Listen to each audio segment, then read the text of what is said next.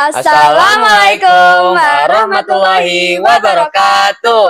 Hello everyone, welcome back to Eleven Talk, Al-Azhar 11 Talk. Temukan potensi, kembangkan bakat. Discover potential, develop talent. Halo semuanya, perkenalkan nama saya Dika, saya sebagai moderator. Hai semuanya, perkenalkan nama saya Adifa sebagai moderator. Nah, dalam episode podcast kali ini kita mempunyai tamu spesial loh. Hari ini kita akan mewawancarai dan juga sekalian sharing-sharing bareng tentang pengalaman dan prestasinya. Nah, siapa itu murid berprestasinya, Kak Diva? Nah, murid berprestasinya adalah Rekan Saul Jabar. Kak Saul ini dari TK, SD hingga SMP sudah belajar di Al-Azhar Serang loh teman-teman. Dan fun fact, dia dari TK sudah mempunyai cita-cita menjadi imam besar di Masjidil Haram. Masya Allah, keren banget ya. Kita doakan semoga cita-citanya terkabul. Amin. Dan juga Kak Saul mempunyai banyak banget prestasi loh teman-teman di non-akademik, spesifiknya di agama dan musik. Nah, tanpa penasaran lagi, langsung saja kita panggil Kak Saul. Apa kabar Kak Saul? Alhamdulillah baik. Alhamdulillah.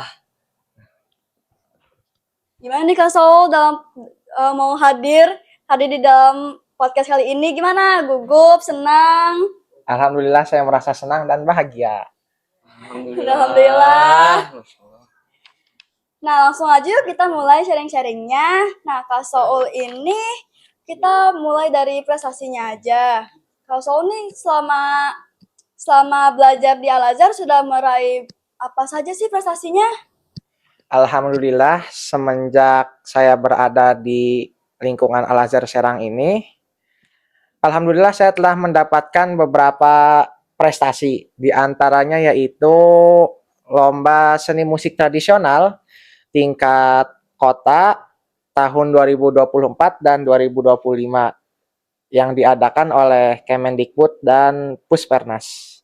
Lalu saya mendapatkan kembali di tingkat provinsi juara 3 tahun 2025 dan juga tingkat Al-Azhar Indonesia dalam mata lomba yang sama yaitu lomba musik tradisional. Keren banget ya. Dapat juara seni musik tradisional.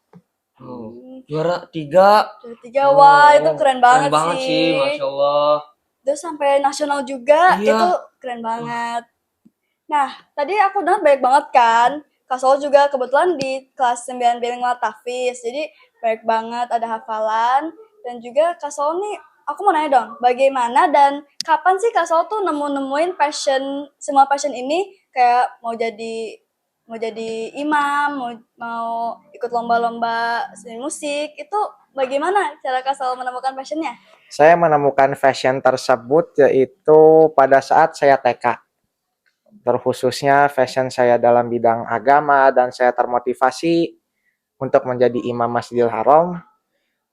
Motivasi saya waktu saat itu saya termotivasi oleh guru-guru agama di lingkungan Al-Azhar Serang.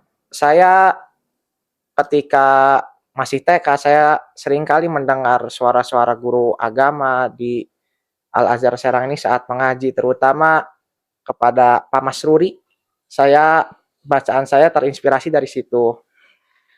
Lalu saya sering mendengarkan tilawah-tilawah rekaman Imam Masjidil Haram seperti Syekh As-Sudais, Syekh Saud As-Suraim, Syekh Awad Al-Juhani. Dan untuk fashion saya di bidang musik tradisional itu saya menemukannya pada saat saya SMP kelas 7. Pada masa itu saya tergabung dalam Marawis. Lalu saya diajak untuk mengikuti lomba musik tradisional oleh guru saya Dan alhamdulillah saya ketagihan oleh musik tradisional. Oh, berarti abis dengerin guru-guru itu langsung aja klik kayak pengen jadi Iya. Terus buat musik tradisional juga ngelihatnya langsung klik juga. Iya, Oh, begitu. gitu, Kak. Terus juga motivasi Kak Sol itu gara-gara guru Al Azhar juga ya, Iya. mendengar merdu gitu suaranya. Iya. Oh, begitu. Omong-omong, kan tadi kan sudah motivasi kan. Kak Sol ini punya nggak figur inspirasi gitu Kak? Punya nggak Kak? Punya nggak Kak? Ada Oh, boleh disebutin nggak Kak? figur inspirasi saya dalam menjadi imam Masjidil Haram yaitu adalah Syekh Abdurrahman As-Sudais, Syekh Abdullah Awad Al-Juhani, dan juga Syekh Bandar Balilah.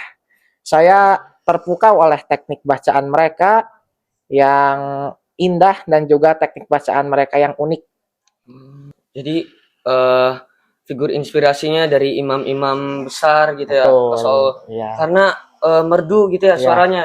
Oh, omong-omong, Kak Sol ini kan dari 9 Biling Watafis kan. Iya. Nah, saya ini mempunyai masalah gitu dalam hafalan. Bagaimana gitu cara membagi waktu hafalan gitu Kak? Gimana tuh Kak? Cara membagi waktu, kalau menurut saya sendiri, kalau saya menghafal Al-Quran ya, untuk target hafalan di sekolah itu saya biasanya dilakukan setelah sholat maghrib dan juga setelah sholat subuh. Kenapa setelah sholat subuh? Guru saya pernah mengatakan kalau kita hafalan Al-Quran pada waktu setelah sholat subuh, maka itu lebih cepat masuknya ke otak ketimbang di waktu lain. Dan itu terbukti saat saya karantina tahfiz bersama teman-teman saya, itu saya menghafal di waktu setelah sholat subuh dan terbukti lebih cepat masuk ke otak dan lebih menyerap gitu. Oh, jadi waktu itu apa hafalan itu lebih bagus di waktu subuh ya? Nah, ya. Dan langsung ada buktinya Kak. Iya. Oh, jadi begitu. Ngomong tentang bagi waktu, Kak Sol kan tadi baik banget ya prestasinya. Ada marawis, ada musik tradisional. Nah, cara Kak Soul membagi semua kegiatan itu gimana sih? Dari mulai membagi dari kegiatan sekolah kayak belajar kan kebetulan kelas 9 ada TKA kan, terus ada tasmi juga itu cara ngebaginya gimana sih Kak? Cara membagi waktu menurut versi saya ya, saya itu membuat semacam jadwal aktivitas, kapan saya harus beristirahat, kapan saya harus belajar, dan kapan saya harus menghafal Al-Quran. Karena saya percaya bahwa waktu itu ialah amanah yang dititipkan kepada kita. Pepatah Arab mengatakan, al-waktu kasaifu. Waktu ialah pedang. Jikalau kita tidak memanfaatkan dia dengan sebaik-baiknya, maka ia yang akan memotong kita. Gitu. Jadi begitu ya Kak. Ya. Jadi waktu itu harus digunakan sebaik-baik mungkin ya. Iya, betul. Kayak al-waktu al-kasaif itu kan. Iya. Nah, jadi begitu.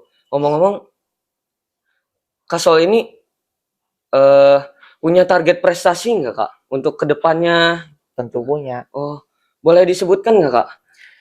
Target prestasi saya ke depannya ialah terus saya untuk berbenah diri, untuk mengevaluasi diri, karena itu yang paling penting dari semuanya.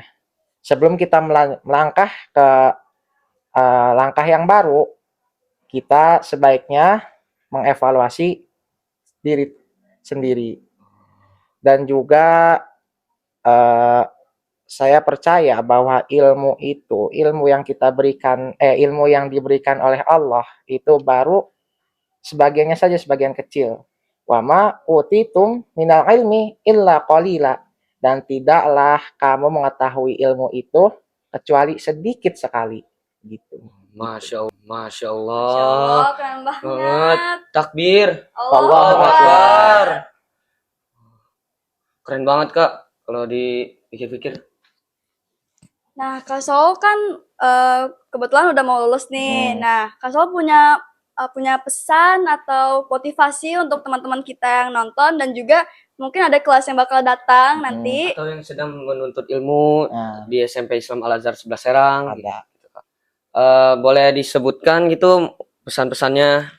Motivasi dari saya dan pesan dari saya, janganlah kalian merasa lelah ketika kalian menuntut ilmu. Lebih baik kalian melangkah sedikit demi sedikit daripada kalian melangkah banyak tetapi semangat kalian langsung menghilang. Utlubul ilm minal mahdi ilal lahdi. Tuntutlah ilmu dari semenjak kalian berada di dalam buayan sampai ke liang lahat. Dan bagi setiap muslim itu wajib untuk menuntut ilmu. Thalabul ilm fardhatan ala kulli muslim. Menuntut ilmu hukumnya wajib bagi setiap muslim. Gitu. Nah, makasih ya Kak Saul udah Ya, mau sama-sama. memberi kita tips-tips cara-cara kepada adik-adik yang Siap. nonton. Oke, Eh, cukup sampai sini sini. guys. We'll see you on the next episode. Bye bye. Bye-bye. Wassalamualaikum warahmatullahi wabarakatuh. Waalaikumsalam.